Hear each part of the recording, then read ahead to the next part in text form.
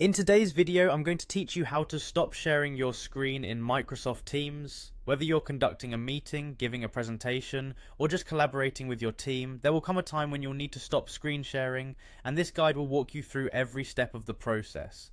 We'll begin by ensuring you're signed into Microsoft Teams.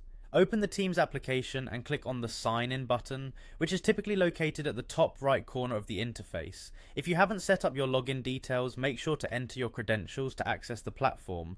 Signing in is the crucial first step because it allows you access to all the features and functionalities Microsoft Teams offers, including screen sharing. Next, you'll need to initiate a video call or meeting. You can do this by clicking on the video icon, usually found adjacent to the chat interface or within your scheduled meeting tile. This icon will allow you to start or join a video meeting seamlessly. Once you're in the meeting, take a moment to test your audio and video settings to ensure everything is working correctly. Now you're ready to share your screen, locate and click the Share button, which you'll typically find at the bottom of the meeting window. Clicking this button will bring up options that enable you to choose what you want to share, whether it's your entire screen, a specific window, or a browser tab.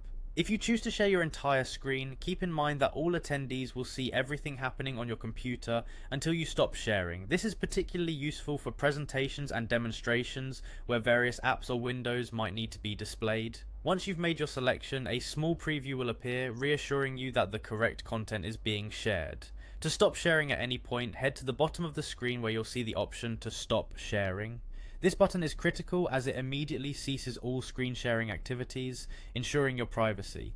It's strategically placed for easy access because stopping sharing quickly and effortlessly is often necessary during dynamic meetings. And there you have it, the complete process of stopping screen sharing in Microsoft Teams. Mastering these straightforward steps not only enhances your control during meetings, but also boosts your confidence when using Microsoft Teams for professional purposes. If you ever find yourself stuck or unsure, remember you can always return to this guide for a refresher. Thank you for watching, and I look forward to seeing you in the next video.